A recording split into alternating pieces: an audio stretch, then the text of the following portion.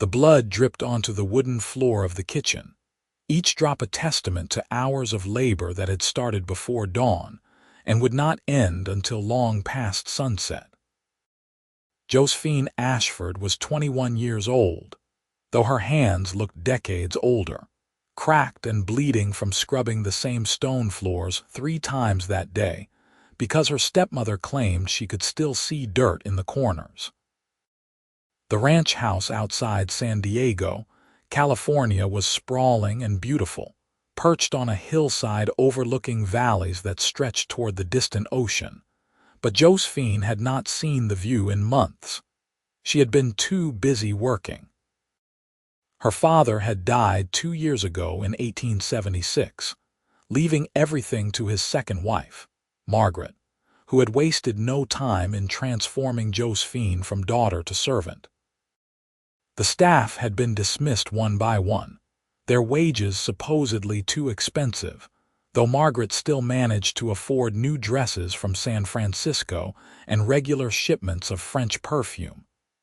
Josephine did their work now, all of it. Cooking, cleaning, laundering, mending, tending the kitchen garden, feeding the chickens, and anything else Margaret could think of. "You missed a spot," Margaret said from the doorway, her voice sharp as broken glass. She was a handsome woman of 42, her dark hair perfectly coiffed, her dress immaculate. "And the washing is not finished. I need my blue dress pressed for tomorrow." Josephine looked up from where she knelt on the floor, her hands raw and trembling. "Yes, madam." "Do not use that tone with me. Your father may have spoiled you, but I am teaching you the value of hard work. You should be grateful, grateful." Josephine bit back the words that wanted to spill out, grateful that she woke at 4 each morning and fell into bed at midnight. Grateful that she had not left the property in over a year. Grateful that her hands bled and her back ached and her stomach was never quite full because Margaret rationed her meals. "Yes, madam," she repeated, her voice hollow. Margaret swept away, her skirts rustling, and Josephine returned to scrubbing. The lye soap burned in her cuts, making her eyes water, but she had learned not to cry. Crying accomplished nothing. It was nearly dark when she finally made it outside to hang the washing. The clothesline stretched behind the house, near the barn and the small paddock where they kept 2 horses. The evening air was cool, carrying the scent of sage and wild grass from the hills. For a moment, Josephine paused, letting herself breathe, letting herself remember that there was a world beyond these walls. That was when she heard the horse. The rider came up the drive slowly, his silhouette dark against the purple sky. He sat tall in the saddle, his hat pulled low, and even from a distance, Josephine could see he was travel-worn and dusty. The horse was a beautiful roan, well cared for despite the long miles it had clearly covered. Josephine glanced toward the house. Margaret had retired to her room with a headache, which meant she would not emerge until morning. Still, visitors were rare, and Margaret did not like Josephine speaking to anyone. The rider dismounted near the barn, moving with the easy grace of someone who had spent his life on horseback. He was tall, broad-shouldered, and when he removed his hat to wipe his brow, Josephine could see he had dark hair and a strong, weathered face. He could not have been much older than 30. "Evening," he called out, his voice carrying across the yard. "Is the lady of the house available?" Josephine straightened, painfully aware of her worn dress, her bleeding hands, her hair falling loose from its braid. "She has retired for the evening. May I help you?" The man walked closer, leading his horse. As he approached, Josephine could see his eyes were a startling blue-gray, the color of storm clouds over the ocean. He had a few days' worth of stubble on his jaw and a scar that cut through his left eyebrow, giving him a roguish appearance. "Name is Isaac Olsen," he said. "I am looking for work. Heard in town that Mrs. Ashford might need a ranch hand." "She dismissed all the hands months ago," Josephine said quietly. I am sorry you rode out here for nothing. Isaac's gaze moved over the property, taking in the sagging fence posts, the barn that needed repairs, the overgrown garden. Then his eyes returned to Josephine, and she saw them widen slightly as he noticed her hands. "You are bleeding," he said, his voice changing, becoming concerned. Josephine instinctively hid her hands behind her back. "It is nothing. I should go inside." "Wait." He stepped closer, and she could smell horse and leather and something else, something like pine and open sky. "Those cuts need to be cleaned and bandaged. They will get infected otherwise." "I am fine," Josephine insisted, but her voice wavered. When was the last time anyone had shown concern for her? When was the last time anyone had noticed she was in pain? Isaac studied her face for a long moment. "What is your name?" "Josephine. Josephine Ashford." "You are the daughter, then. I heard about your father. I am sorry for your loss." His words were simple but genuine, and something in Josephine's chest cracked. "Thank you," she whispered. "Let me at least clean those cuts," Isaac said. "I have supplies in my saddlebag. Used to patch up plenty of scrapes on the trail." Josephine knew she should refuse. Margaret would be furious if she found out.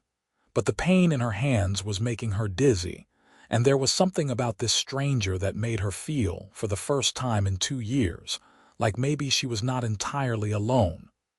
"All right," she said. Isaac tied his horse to the fence post and retrieved his saddlebag. He gestured toward the barn. "We will have more light inside." The barn was dim and smelled of hay and horses.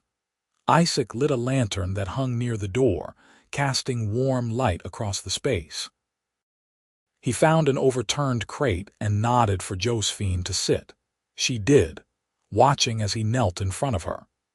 His movements were efficient and gentle as he took her hands in his, turning them palm up to examine the damage. His own hands were calloused and strong, the hands of a man who worked hard but took care with what mattered. "How did this happen?" he asked quietly. "I was scrubbing floors. The brush has rough bristles." "All day," Josephine nodded. Isaac's jaw tightened, but he said nothing. He pulled a canteen from his bag and carefully poured water over her hands, washing away the blood and dirt. The water was cool and clean, and Josephine had to bite her lip to keep from making a sound as it found every cut and scrape. "I am sorry," Isaac murmured. "I know it stings." "It is all right. I am used to pain." His eyes flicked up to hers. "No one should be used to pain." He dried her hands carefully with a clean cloth, then pulled out a small tin of salve. "This will help with the healing. My mother made it. She always said it could cure anything short of death." A faint smile touched his lips. "I think she exaggerated, but it works well enough." The salve smelled of herbs and beeswax. Isaac applied it gently, his touch so careful that Josephine felt tears prick her eyes. When was the last time anyone had been kind to her? "You live here with your stepmother?" Isaac asked as he wrapped her hands in clean bandages. "Yes. And she has you doing all the work." It was not a question. Josephine looked away. "She says I need to learn responsibility." "Responsibility," Isaac repeated, his voice flat. "Is that what they call it these days?" He finished tying off the bandages and sat back on his heels. "Where is the rest of your family?" "There is no one else. My father remarried after my mother died when I was 12. Margaret is all I have." "What she is doing to you is not right, Josephine." Hearing him say her name sent a strange warmth through her chest. "What choice do I have? This is my father's house. She inherited it." Isaac was quiet for a moment, his eyes searching her face. "There are always choices. They may not be easy ones, but they exist. Such as, you could leave." The words hung in the air between them, impossible and tempting. Josephine shook her head. "And go where? I have no money, no skills beyond housework, nowhere to go. You could come with me." Josephine's breath caught. "What?" Isaac stood, pacing to the barn door and looking out at the darkening sky. I have been working ranches up and down California for the past 8 years. Good, honest work. I have saved money enough to buy my own place. I was heading further north to look at some land near Monterey. I could use help, a partner. You do not even know me, Josephine said, her heart pounding. He turned back to her, and the lamplight caught the planes of his face, making him look both dangerous and gentle at once. I know that you are being mistreated. I know that you deserve better. And I know that if you stay here, those hands will never heal, and neither will you. Why would you help me? What do you want in return? Isaac smiled, a real smile that transformed his entire face. I want someone to help me build something real, a ranch, a home. I want someone who knows what it means to work hard, who would not run at the first sign of trouble. And maybe, if we are lucky, we might become friends along the way. Just friends, to start, he said softly. The rest we can figure out as we go. Josephine's mind raced. This was insane. She could not just run off with a stranger in the middle of the night. But what was the alternative? Another day like today. Another year. Another decade of blood and pain and loneliness. She would come after me, Josephine said. Let her try. We will be long gone before she realizes you are missing. I have nothing to bring. No clothes, no belongings. She sold everything of my mother's and locked away everything my father left me. I have enough supplies for both of us until we reach the next town. We will get you what you need there. Josephine looked down at her bandaged hands. They still hurt, but the salve was already soothing the worst of the burning. Isaac had done this for a stranger. What else might he do for someone he called a partner? I am frightened, she whispered. Isaac crossed the barn and knelt in front of her again. That is smart. You should be frightened. This is a big decision. But Josephine, I promise you I will keep you safe. I will work hard, I will treat you with respect, and I will never raise a hand to you. You have my word.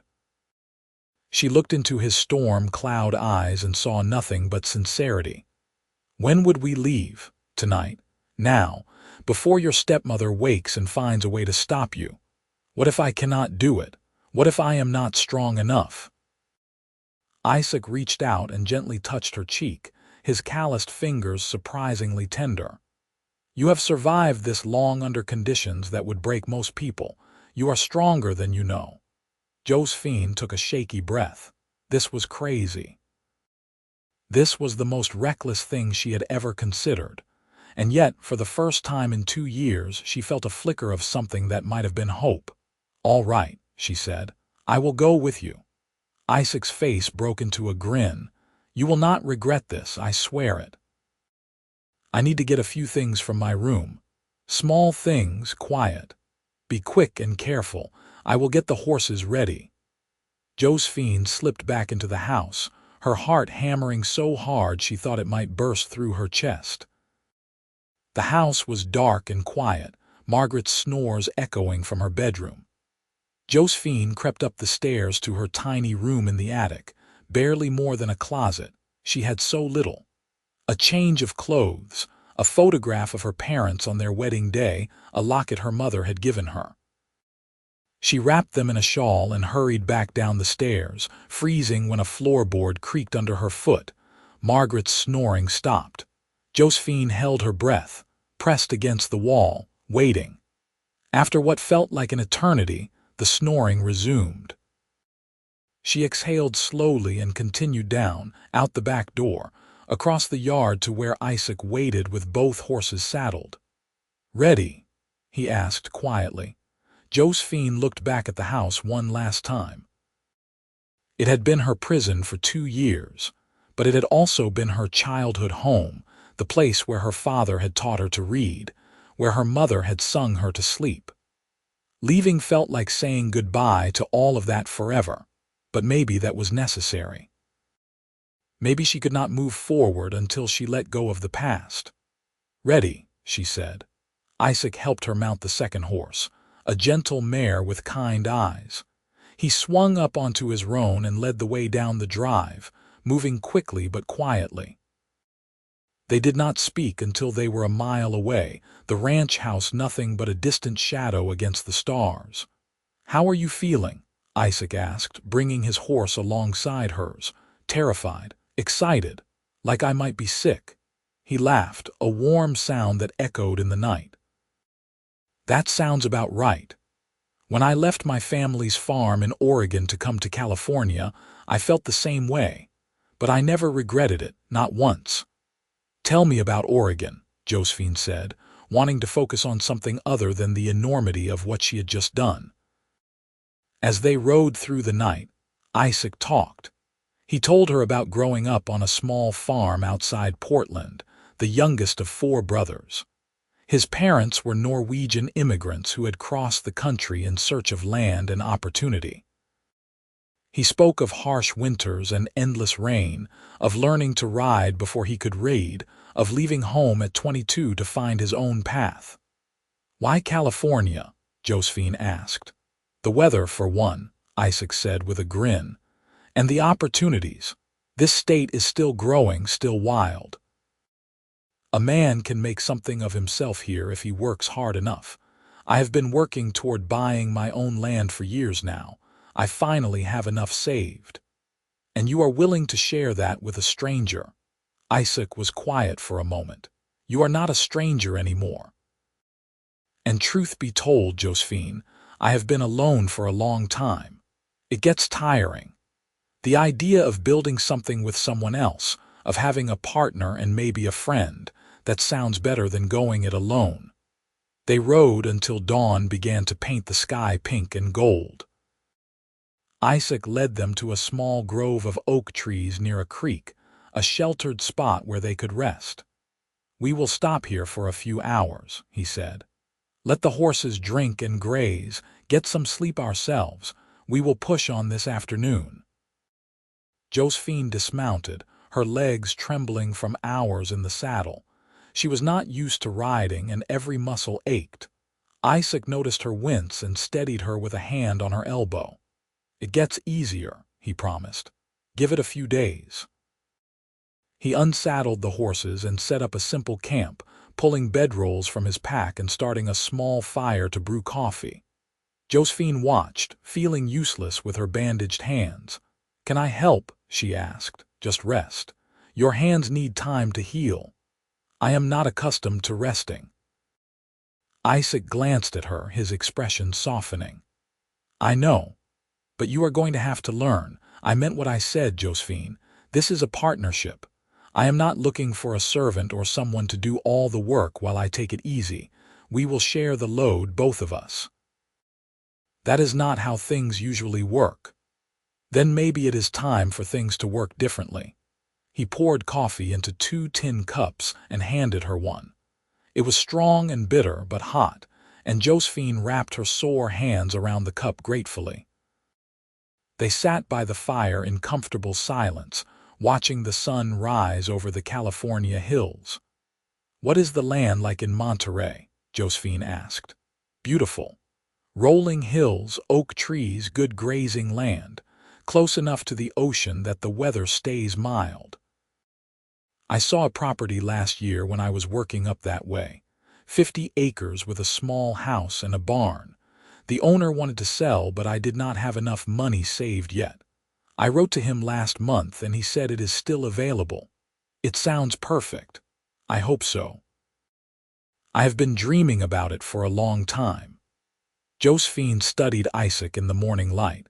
He had a strong profile, his nose slightly crooked as if it had been broken once, his jaw stubbled and firm. There were lines around his eyes from squinting into the sun, and his hands were scarred and calloused from hard work. He was not handsome in a refined way, but there was something about him that drew her, something solid and real. "Why are you really helping me?" she asked softly. Isaac turned to look at her, his gray-blue eyes serious. "Because when I saw you last night, bleeding and frightened and trying so hard to be brave, I saw myself 8 years ago, lost and alone and desperate for someone to give me a chance. An old ranch hand named Miguel did that for me. He taught me everything about horses and cattle, gave me work when I had nothing, treated me like family. He died 3 years ago, and before he did, he made me promise something. What? To pass it on. To help someone else the way he helped me. I have been looking for the right opportunity, and when I saw you, I knew. He paused. Besides, I meant what I said. I am tired of being alone. Maybe I am selfish, wanting your company. That is not selfish, maybe not. But I want you to know, Josephine, I do not have any expectations beyond partnership and hopefully friendship. Anything else, anything more, that would have to grow naturally between us. I would never force or pressure you. I believe you, Josephine said, and she did. There was an honesty to Isaac that she instinctively trusted. They rested for a few hours, taking turns keeping watch, though Isaac insisted there was little danger. When the sun was high overhead, they packed up and rode on, following old ranch roads north. They stopped at a small town called Santa Barbara 2 days later. The town was bustling, full of ranchers and farmers coming in for supplies. Isaac led them to a general store and insisted on buying Josephine proper traveling clothes, sturdy boots, a warm coat, and a hat to keep the sun off her face. She protested the expense, but he waved her off. You need these things. Besides, you will be working soon enough. Consider it an investment in my partner. They also stopped at a doctor's office, where a kindly older man changed Josephine's bandages and gave her more salve. Keep them clean and dry, he instructed. They should heal well enough in a week or two. That night, Isaac paid for 2 rooms at a boarding house, again brushing off Josephine's concerns about money. We will be camping most nights from here on, he said. Might as well enjoy real beds while we can. Josephine had not slept in a bed in over a year. Margaret had moved her to a cot in the attic, claiming the guest room was too good for a servant.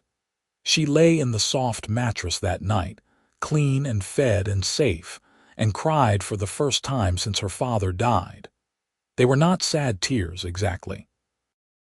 They were tears of release, of grief and relief all mixed together. The next morning, Isaac was waiting for her at breakfast with coffee and biscuits. He took one look at her red eyes and said nothing, just squeezed her shoulder gently before sitting down. How are your hands? He asked. Better. The doctor said they are healing. Good, we have a long ride ahead. You ready? Yes. They rode for 2 weeks, working their way up the California coast. Isaac taught Josephine how to ride properly, how to set up camp efficiently, how to track game and find water. He was a patient teacher, never frustrated when she struggled, always encouraging. At night they sat by the fire and talked. Isaac told stories of his years on the trail, of cattle drives and wild horses, of thunderstorms and river crossings and narrow escapes from bandits. Josephine found herself laughing for the first time in years, genuinely laughing until her sides ached. She told him about her childhood, about her mother who had loved music and books, about her father who had built his ranch from nothing and taught her about the land. She even told him about the first year after Margaret arrived, when Josephine had tried so hard to be the perfect daughter, hoping to earn her stepmother's love. Some people are not capable of love, Isaac said quietly. It is not your fault. It never was. I know that now. But for a long time I thought if I just worked harder, was better, she would see me. She saw you. She just did not want to acknowledge what she saw because it would have meant recognizing your humanity, and that would have made it harder to use you.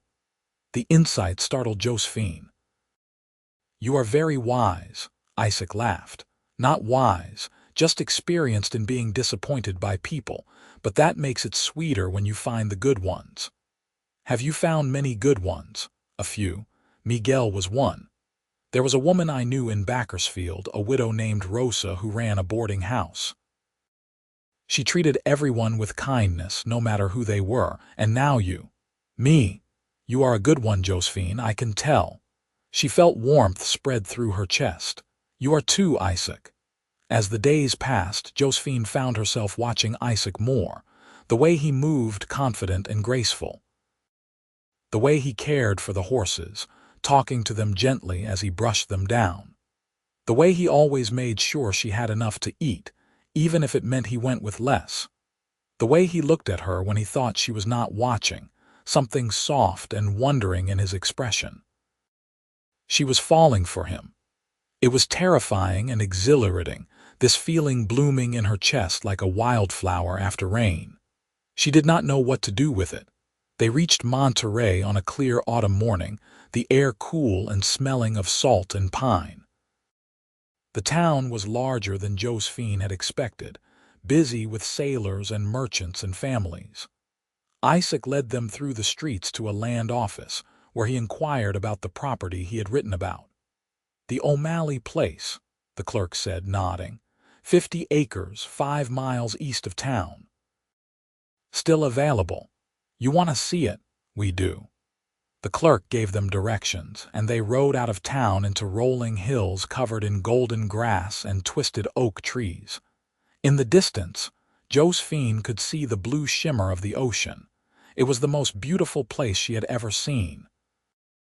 The property was nestled in a valley between 2 hills. The house was small but sturdy, built of wood with a stone chimney. The barn was in good repair, and there was a corral and a chicken coop and a well. Everything was dusty and overgrown from disuse, but the bones were good. Isaac dismounted and walked the property slowly, examining everything with a critical eye. Josephine followed, her heart pounding. This could be home, their home. What do you think? Isaac asked. It is perfect. He turned to her, his face hopeful. You really think so? I do. It has everything you need, everything we need. Isaac grinned, that transformative smile that made him look years younger. Then let us go buy it. They rode back to town, and Isaac negotiated with the land office. By sunset, the deed was signed and paid for. The property was theirs. They spent the first week cleaning and repairing. Despite her healing hands, Josephine insisted on helping, and Isaac showed her how to mend fences and patch holes in the barn roof. They worked side by side, and Josephine marveled at how different this felt from the backbreaking labor of before. This work had purpose. This work was building something. They slept in the house, Isaac insisting that Josephine take the single bedroom while he made a pallet in the main room. Just until I can build another room, he promised. At night, exhausted and sore but satisfied, they cooked simple meals and talked about their plans. Isaac wanted to buy cattle and horses, start breeding good stock. Josephine suggested planting a larger vegetable garden and maybe getting some pigs. They argued playfully about whether they needed chickens or ducks, finally compromising on both. One evening, about a month after they had arrived, they were sitting on the porch watching the sunset. The sky was painted in shades of orange and pink, and a cool breeze carried the scent of grass and ocean. Josephine, Isaac said quietly, can I ask you something? Of course. Do you regret coming with me? She turned to him, surprised. No, not for a moment. Why would you ask that? Because you gave up everything. Your home, your family, everything familiar. For what? A stranger's promise and a half-finished ranch. I gave up nothing, Josephine said firmly. That house was not my home, it was my prison. Margaret was not my family, and this ranch is more than half-finished. It is ours, Isaac. We built this together. I am glad you feel that way.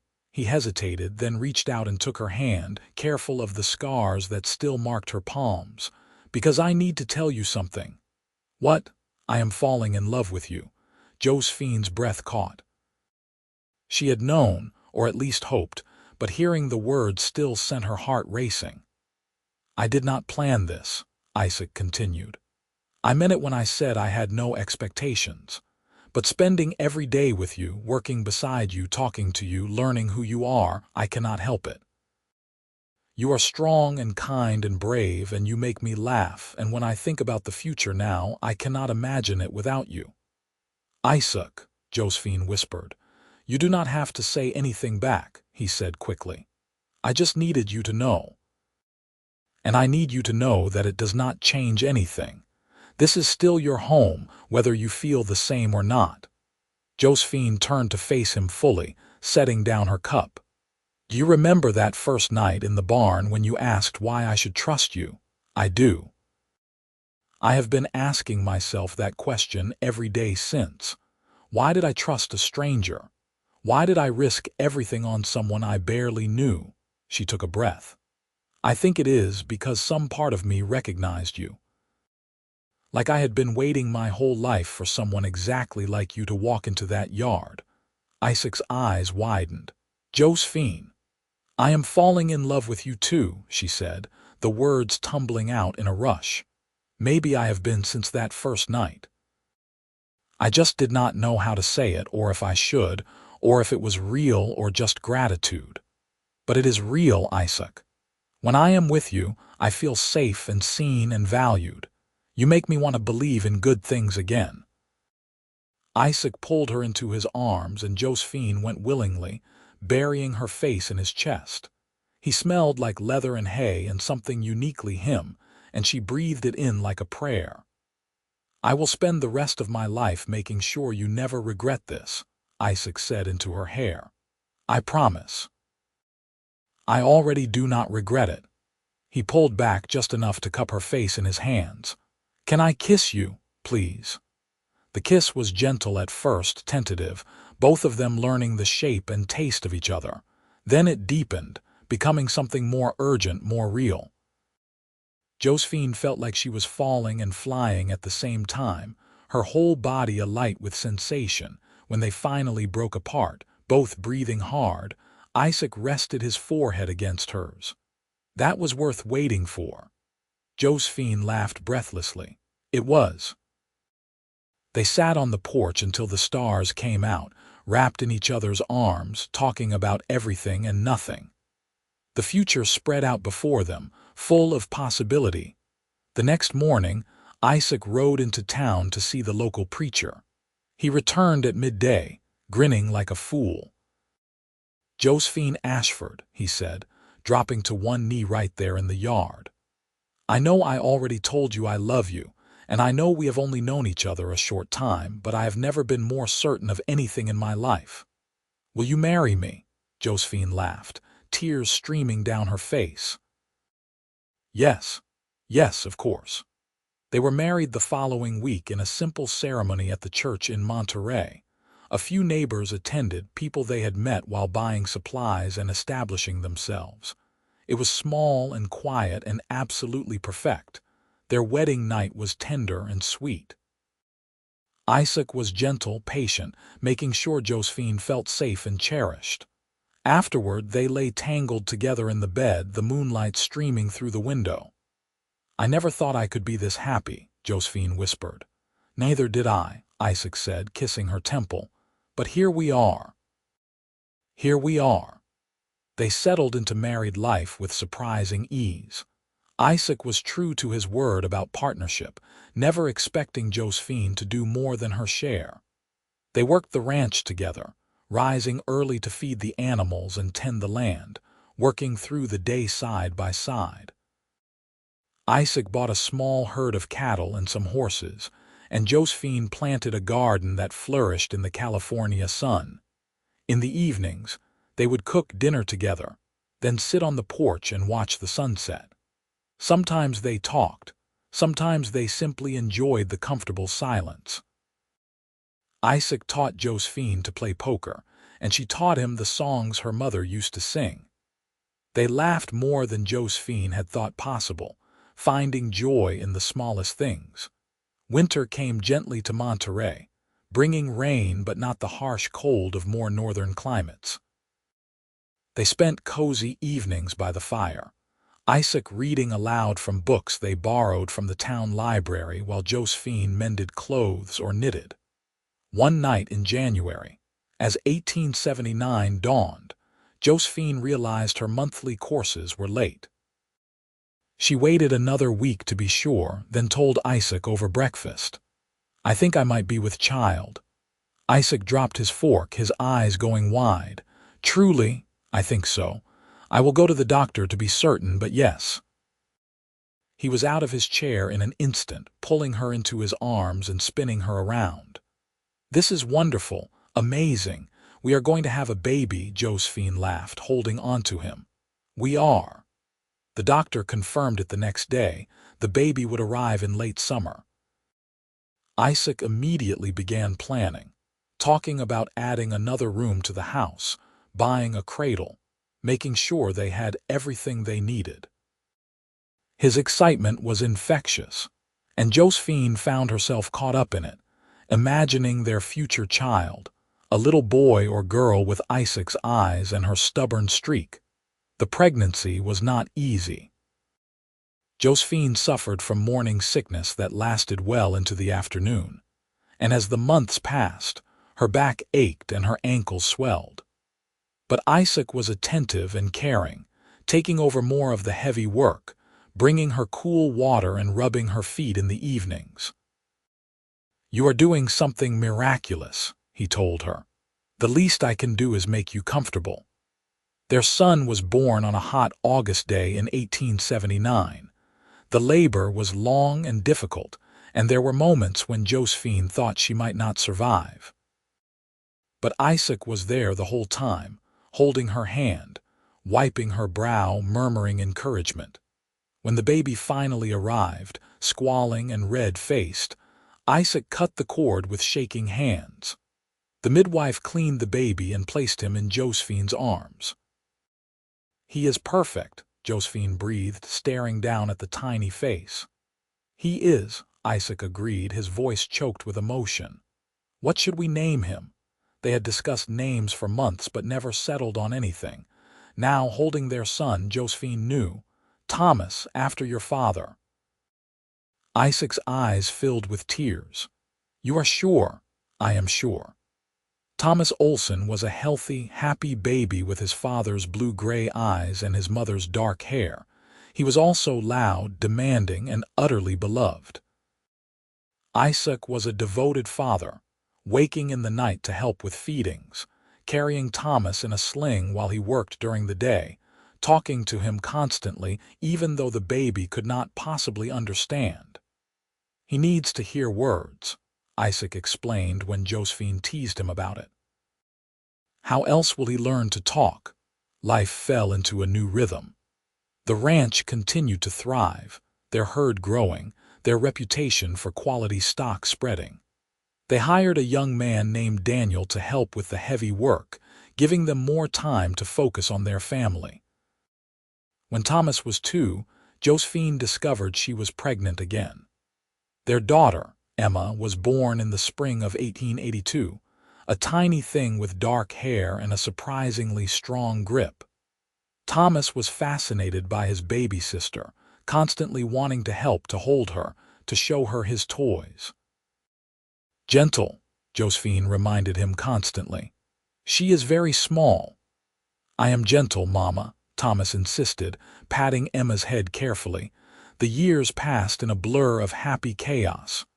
Thomas grew into a bright, energetic boy who loved horses and helping his father. Emma was quieter, more thoughtful, but with a mischievous streak that kept them all on their toes. In 1885, another son arrived, Henry, with Isaac's grin and a set of lungs that could wake the dead. Their home was always full of noise and laughter. Meals were boisterous affairs, everyone talking over each other. Evenings were spent playing games or listening to Isaac tell stories. The children grew up surrounded by love, never doubting for a moment that they were wanted and cherished. One night when Thomas was 10, Emma was 8, and Henry was 5, Josephine and Isaac sat on the porch after putting the children to bed. It had been a long day, full of the usual chaos and minor disasters, and they were both exhausted. "You ever think about that night?" Josephine asked. When we met, all the time, Isaac said, pulling her close. Best decision I ever made riding up to that ranch. Best decision I ever made trusting you. Do you miss anything about your old life? Josephine thought about it. No, I miss my father sometimes and the mother I barely remember. But I do not miss that house or that life. This is my home. You and the children are my family. I have everything I ever wanted. Even though it is hard work and never enough sleep and the house is always messy, especially because of those things. Because it means we are living, really living. Building something that matters. Isaac kissed her temple. I love you, Josephine Olsen. I love you too, Isaac Olsen. As the years continued to pass, the ranch grew into one of the most respected operations in the area. Thomas showed a natural gift for working with horses, and by the time he was 15, he was helping train and sell them. Emma surprised everyone by developing a talent for business, keeping meticulous records and negotiating prices that often left buyers shaking their heads in admiration. Henry was still young, but he showed signs of being a natural cattleman like his father. Josephine looked back on her life sometimes with wonder. That broken, bleeding girl kneeling on the floor seemed like a different person, someone from another lifetime. She had been remade by love and hard work, and the simple act of being seen and valued. In 1890, when Thomas was 11 and courting a sweet girl from town, Josephine received an unexpected letter. It was from a lawyer in San Diego, informing her that Margaret had died and left her entire estate to a distant cousin in Sacramento. Josephine was not mentioned at all. She read the letter twice, then folded it carefully and set it aside. Everything all right? Isaac asked, noticing her expression. Margaret died. I am not in the will. Isaac studied her face. How do you feel about that? Josephine thought about it. Nothing, really. Maybe a little sad that she wasted her life being bitter and cruel, but mostly I just feel grateful. Grateful. That I got out. That I found you. That I did not become like her. She smiled. She thought she was teaching me a lesson about hard work, but really she taught me what I did not want to be. And when you offered me a way out, I was ready to take it because I knew anything was better than staying. Isaac pulled her into his arms. I am glad you took the chance. So am I. In 1895, Thomas married his sweetheart, a rancher's daughter named Sarah, in a big celebration at the ranch. The whole town came, and there was dancing and food and music that lasted long into the night. Watching her son exchange vows, Josephine found herself crying, remembering her own simple ceremony years ago. He is going to be happy, Isaac said, appearing at her side. I know. She is a good match for him, like you were for me. Josephine laughed through her tears. Like I was for you. Emma showed no interest in marriage, much to the frustration of several young men in town. I have too much to do, she told her mother. Maybe later. Henry grew into a tall, serious young man who rarely spoke but noticed everything. He was gentle with animals and patient with people, and Josephine knew he would make a fine rancher. As the new century approached, Josephine and Isaac were in their 40s, their hair starting to gray, their faces lined from years of sun and hard work.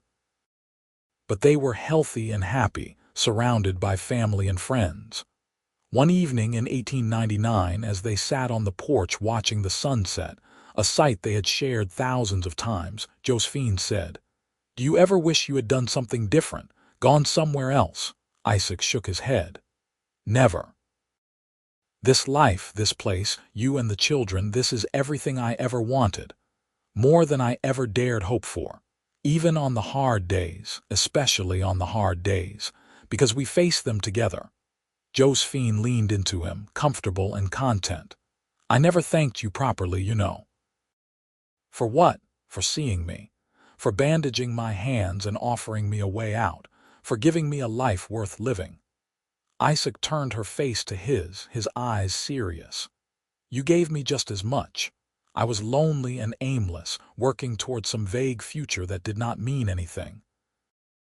You gave me purpose and partnership and love. We saved each other, Josephine. We did not we? We did. They kissed as the sun sank below the horizon, the sky turning purple and gold. Behind them, they could hear the sounds of their home. Emma laughing at something Henry said, the creak of floorboards, the distant lowing of cattle settling for the night. This was their life. Built from nothing but hope and hard work and love that had started with a simple act of kindness on a darkening evening. It was not always easy, but it was theirs, and it was beautiful. Thomas and Sarah had their first child in 1896, a little girl they named Josephine after her grandmother. When they placed the baby in Josephine's arms, she cried, overwhelmed by the circle of life, by the knowledge that her granddaughter would grow up knowing love and safety, never experiencing the cruelty Josephine had endured. She is perfect, Josephine whispered. She has your eyes, Sarah said with a smile. As the years rolled on, more grandchildren arrived. Thomas and Sarah had 3 more, 2 boys and another girl. Henry married in 1900, a quiet wedding to a widow with a young son of her own. Emma finally married in 1903, to everyone's surprise, choosing a banker from San Francisco who adored her fierce independence. The ranch continued to prosper. They expanded their holdings, buying adjacent land, building new barns and fences. Isaac and Josephine stepped back gradually, letting their children take on more responsibility, content to supervise and offer guidance. In 1905, they celebrated their 26th wedding anniversary with a big party. The whole family gathered, children and grandchildren filling the house and yard. There was music and dancing and food, laughter and love everywhere. That night, after everyone had left or gone to bed, Isaac and Josephine walked down to the creek that ran through their property. The moon was full, turning everything silver. 26 years, Isaac said. Sometimes it feels like yesterday, sometimes like forever. Both, Josephine agreed. It is both. If you could go back and tell that frightened girl in the barn how her life would turn out, what would you say? Josephine thought about it. I would tell her to trust herself. To believe that she deserves good things. To know that somewhere out there is a man with storm cloud eyes who will love her with his whole heart. She smiled. And I would tell her that her hands will heal inside and out. Isaac kissed her, slow and deep. Your hands did heal. I am glad I was there to bandage them. So am I. They stood by the creek for a long time, holding each other, listening to the water and the night sounds. Above them, stars wheeled across the sky, ancient and indifferent. But here, in this small corner of California, 2 people who had found each other against all odds stood together, surrounded by the life they had built. It was not perfect. There had been hardships and losses, struggles and setbacks. But it was theirs, earned through courage and kindness and the simple decision to reach out to another person in need. As they walked back to the house hand in hand, Josephine looked at the sprawling ranch, the solid buildings, the well-tended land. She thought of her children and grandchildren sleeping safely inside, loved and secure. This was what freedom looked like. This was what love had built. From hands that bled to hands that created, from despair to joy, from captivity to belonging. She had been saved, yes, but she had also saved herself. Isaac had offered her a way out, but she had been brave enough to take it. Together, they had transformed both their lives into something neither could have achieved alone. Happy? Isaac asked, squeezing her hand. Happy, Josephine confirmed, and she was. Completely, utterly, enduringly happy. In the years that followed, they settled into the comfortable rhythm of grandparents who had worked hard all their lives and earned their rest. They still rose early and helped with ranch chores, but now they could spend afternoons reading or working in the garden, evenings playing with grandchildren. Isaac taught his grandsons to ride, just as he had taught Thomas. Josephine taught her granddaughters to cook and sew, but also to read and think and speak their minds. They told stories of the old days, of cattle drives and wild country, of building the ranch from nothing.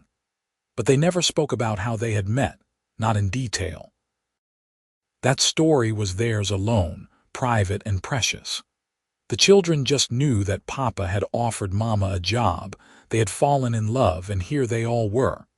In 1910, Isaac fell ill. It started as a cough, nothing serious, but it settled in his lungs and would not leave. The doctor diagnosed pneumonia and said there was little he could do. Josephine nursed him tirelessly, as he had once nursed her hands. She sat by his bedside, holding his hand, talking to him, reminding him of all their years together. "You cannot leave me yet," she whispered one night. "We have more sunsets to watch." Isaac smiled weakly. "I will watch them all with you, even if you cannot see me." "Do not talk like that, Josephine," he squeezed her hand. "I am not afraid. I have had a good life, a wonderful life. You gave me that. We gave each other that. Promise me something, anything. Keep living, keep laughing, keep watching those sunsets. Do not spend your remaining years grieving. I want you to be happy. I will try. That is all I ask." Isaac died 2 days later, surrounded by his family. He went peacefully, holding Josephine's hand, a slight smile on his face. He was 62 years old. The funeral was huge. It seemed like everyone in Monterey and the surrounding areas came to pay their respects. Isaac had been loved and respected, known for his fairness and generosity, his skill with horses, his devotion to his family. Josephine stood at the graveside, dry-eyed, her children and grandchildren around her. She did not cry. She had promised Isaac she would be strong. But that night, alone in the bed they had shared for over 30 years, she wept. She cried for the loss, for the loneliness, for the knowledge that she would never again hear his laugh or feel his arms around her. But even through the grief, she felt gratitude.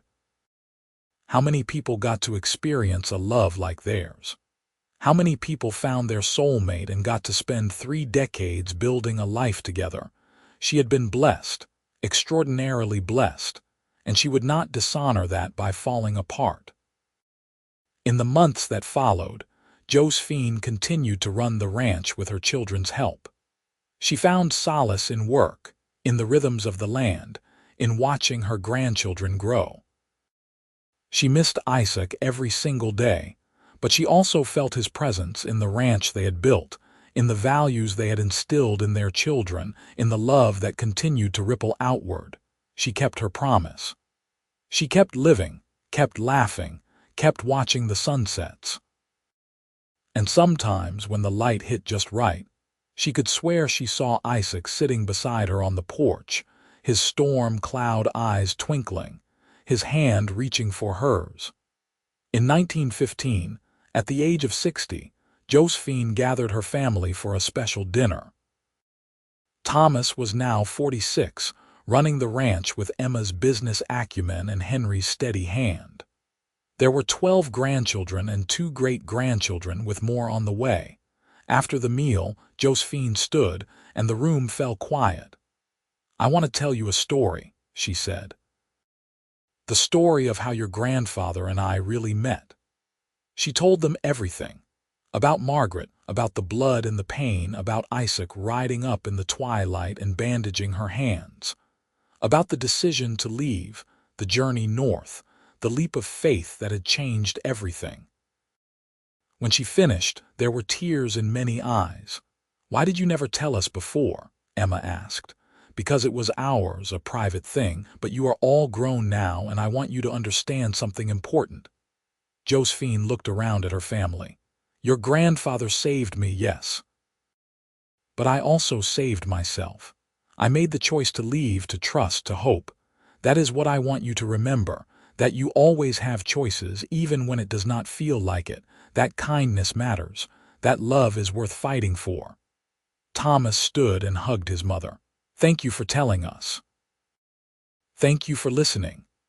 That night, Josephine sat on the porch alone, wrapped in Isaac's old coat. The stars were brilliant overhead, and a cool breeze carried the scent of the ocean. I kept my promise, she said to the night sky. I kept living, but I am tired, my love, so tired. As if in answer, the breeze picked up, gentle and warm like an embrace. Josephine closed her eyes and smiled. She lived another 5 years, dying peacefully in her sleep in 1920 at the age of 65. Her children found her in the morning, still smiling, one hand outstretched as if reaching for someone. They buried her next to Isaac, on the hillside overlooking the ranch they had built together. The headstone read, Josephine Ashford Olsen, beloved wife, mother, and grandmother. She chose freedom and found love. The ranch continued for generations, passed down through the family, a testament to two people who had met by chance and built something lasting through courage and love.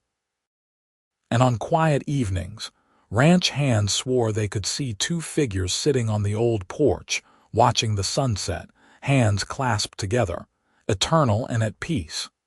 Their story became family legend, told to each new generation. The lesson was always the same, that kindness can change a life, that love can heal even the deepest wounds, that courage means taking the hand offered in darkness and trusting it to lead you toward the light. From bleeding hands to a legacy of love, from despair to hope, from captivity to freedom. This was the story of Josephine and Isaac, two souls who found each other in the wild, beautiful, unforgiving landscape of California in 1878 and built a love story for the ages. And it all started with a simple act of compassion. A cowboy who saw a woman in pain and chose to help, and a woman brave enough to accept that help and build a new life from the ashes of the old. In the end, that was what mattered. Not the hardship or the struggle, but the choice to reach out, to connect, to love. That was the real legacy, more valuable than land or cattle or gold. Love that rippled outward through generations, touching lives, changing futures, proving that sometimes the greatest adventures begin with the smallest act of kindness. And somewhere, in whatever lies beyond this world, two souls walked hand in hand through endless golden hills, beneath stars that never set, together forever, just as they had always been meant to be.